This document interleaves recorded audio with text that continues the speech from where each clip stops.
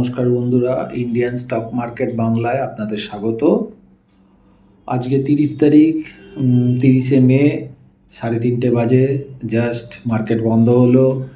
Monthly নিফটির expiry হয়ে গেল, আজকে ডাউনের দিকেই গেছে।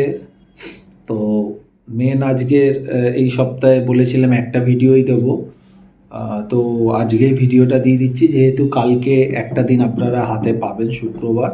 তার কারণ শনিবার দিন আমাদের রেজাল্ট এবং রাত্রিবেলা সন্ধ্যে 6টা 6:30টার পর থেকে এক্সিট পোল, এবং শনিবার এক্সিট পোল হচ্ছে, সোমবার সকালবেলা গ্যাপ আপ গ্যাপ ডাউন যা খুশি খুলতে পারে, মঙ্গলবার আমাদের রেজাল্ট 5 বছরের যে লোকসভা ইলেকশন তার রেজাল্টটা আসে এবং সেটা বড় ভোলাটিলিটি হয়। তার কারণ একটাই, 5 বছরের জন্য আমরা কোনো গভর্নমেন্টকে নির্বাচন করছি এবং সেই গভর্নমেন্ট আমাদের কিভাবে পথ দেখাবে 5 বছরে, তার জন্য অনেক কিছু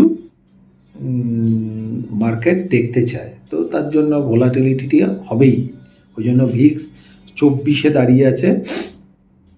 তো এটা প্রত্যেকবারই হয় লোকসভার আগে, এবারেও হচ্ছে। কিন্তু প্রত্যেকবারের সাথে এবারে যেটা একটু পার্থক্য, যে প্রত্যেকবার প্রিমিয়ামগুলো, সে কল হোক পুট হোক, প্রিমিয়ামগুলো এতখানি প্রাইসে থাকে না, এক্সেস প্রাইসে আছে, এক্সেস প্রাইস। তো এইখান থেকে পয়সা করাটা খুব ডিফিকাল্ট। তো যাই হোক, মেনলি আমি পার্ট বাই পার্ট আমি আসছি। সেটা হচ্ছে, ফার্স্ট আমাদের কি করা উচিত, মার্কেট কোথায় সাপোর্ট বা একটা রেঞ্জ আমি বলে দেবো, সেগুলো পরে। তার আগে আমি একটুখানি বলে দিই যে এখন আমাদের কি করা উচিত।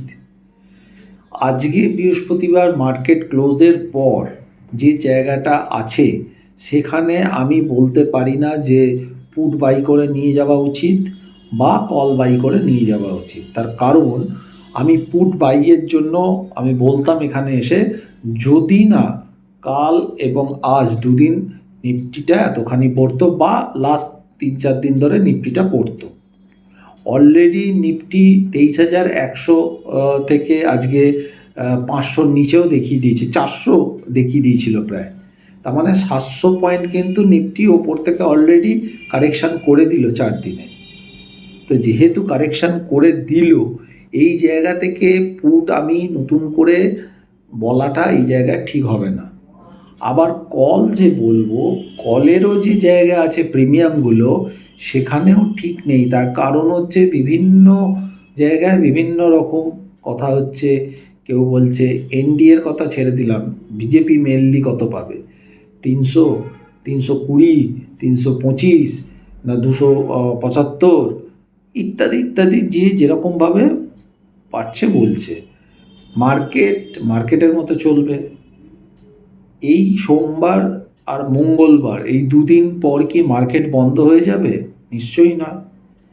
কিন্তু আমরা যদি একটা বড়সড় লস খেয়ে যাই, সে কল কিনে হোক বা পুট কিনে হোক বা হেজ করেই হোক, এরকমও হতে পারে যে দেখা গেল কল পুট দুটো কিনলাম, ভিক্সটাকে ফেলে দিল, ফেলে প্রিমিয়ামগুলো হুড়মুড়িয়ে ফেলে দিল। হয়তো যে কল কিনেছে হয়তো তার দিকেই মার্কেট বাড়ছে, কিন্তু তার কলের দাম সে পাচ্ছে না, বা মার্কেট পড়ছে, ঠিক আছে, কিন্তু পুট কিনেও সেইভাবে পয়সা পাচ্ছে না। কারণ আমি যদি 5,000 কি 20,000 টাকা যদি ইনভেস্ট করি, তাহলে তো আমার সেই রকম একটা রিস্ক যদি নিই, তার একটা রেওয়ার্ড তো একটা দেখতে হবে। কিন্তু আমার মনে হচ্ছে না সেই রকমভাবে মার্কেট দিতে চলেছে বলে। আর এই সময় রাইট করাটাও খুব ডেঞ্জার, খুব কম লোক রাইট করতে পারবে। আর অপশান এখনও কিন্তু ওপেন ইন্টারেস্ট সেইভাবে মানে রেডি হয়নি, কাল থেকে হয়তো অনেকটা তৈরি হবে। তো আমার যদি এই 3-4 দিনে এই 700 পয়েন্ট কারেকশান না হতো, ডেফিনেট আজকে আমি পুট বলতাম, ওপেনলি পুট বলতাম এবং স্ট্রাইক প্রাইসও দিতাম। কিন্তু যেহেতু এই 4 দিনে 700 পয়েন্ট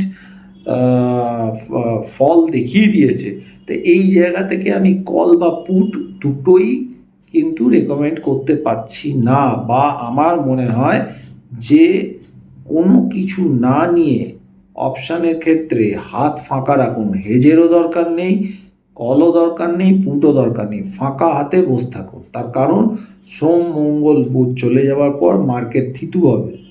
হাতে ক্যাপিটাল যদি থাকে, তাহলে যদি ধরে নিই যে বিজেপি এককভাবে 320 এলো, তারপর তো আমাদের হাতে টাইম থাকছে, তখন কাজ করব। বা তার কমে এলো, 300 কমে হলো, মার্কেট পড়ে যাবে, তারপর মার্কেট আবার বাড়বে। ঠিক আছে, আগে জায়গাটাকে পরিষ্কার হতে দেওয়া যাক। আমাদের কাছে ক্যাপিটালটা সীমিত, আমরা যদি এর পেছনে একটা টাকা লাগিয়ে দিই ভালো মতো, তাহলে যদি লস হয়ে যায় সেটা কিন্তু রিকভার করতে গেলে কিন্তু মাথা খারাপ হয়ে যাবে, ডিউ টু ক্যাপিটাল শর্টেজ হয়ে যাবে। হ্যাঁ, যাদের অনেক ক্যাপিটাল তাদের 2% 5% ক্যাপিটালের ওপর রিস্ক নিতেই পারে, সেটা আলাদা কথা। কিন্তু যাদের ক্যাপিটাল কম, বিশেষ করে যারা 3 লাখ কি 4 লাখ টাকার মধ্যে ক্যাপিটাল আছে, আমার মনে হয় তাদেরকে কোনো কিছু করাই উচিত নয়, চুপ করে বসে বসে দেখা উচিত। এটা গেল হচ্ছে অপশানের ক্ষেত্রে। 2 নম্বর হচ্ছে ফিউচার যারা করেন তারা তো অবশ্যই হাত দেবেন না, ফিউচারে হাতই দেবেন না, কোনো প্রয়োজন নেই। মার্কেটটাকে 2-3 দিন 1 সপ্তাহ থিতু হতে দিন, তারপর দেখা যাবে। এবার আসি ক্যাশ স্টক। নতুন করে 2-4 দিন কোনো সুইং ট্রেডিং করবেন না, দরকার নেই। যেদিন রেজাল্ট বেরোবে সেই দিনও করার দরকার নেই, ছেড়ে দিন। হাতে যে স্টক আছে, যদি সেই স্টকগুলো আপনার সুইং ট্রেডিংয়ের জন্য নিয়ে থাকেন 1 দিন 2 দিন 4 দিন, তাহলে কালকের মধ্যে একবার এক্সিট হয়ে যাওয়ার চেষ্টা করুন।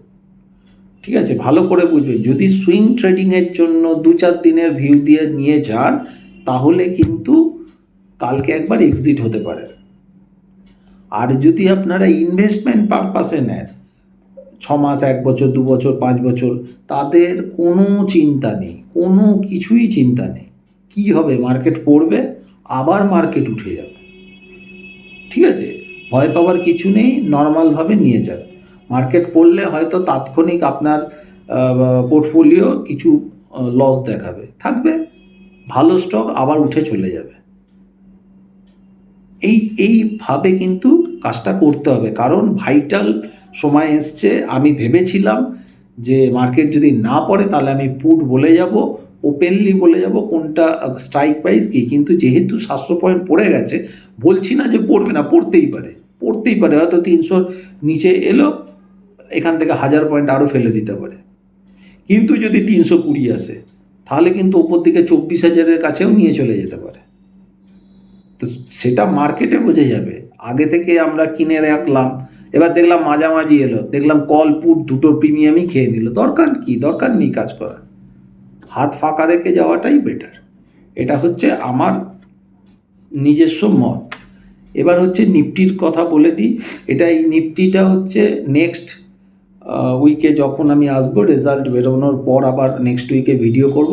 তার আগে অবধি নিফটির সাপোর্ট রেজিস্ট্যান্স একটা লেভেল বলে দিচ্ছি, এই লেভেলের মধ্যেই আশা করি থাকবে।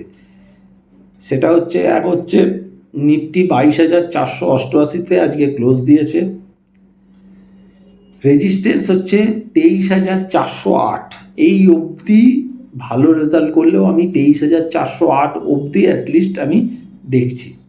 নেক্সট আমি যে আসছি নেক্সট বুধবারের মধ্যে আমি এটা দেখছি। যদি 325-30 বিজেপি একাই পায়, তাহলে 23,408 অবধি দেখিয়ে দিতে পারে।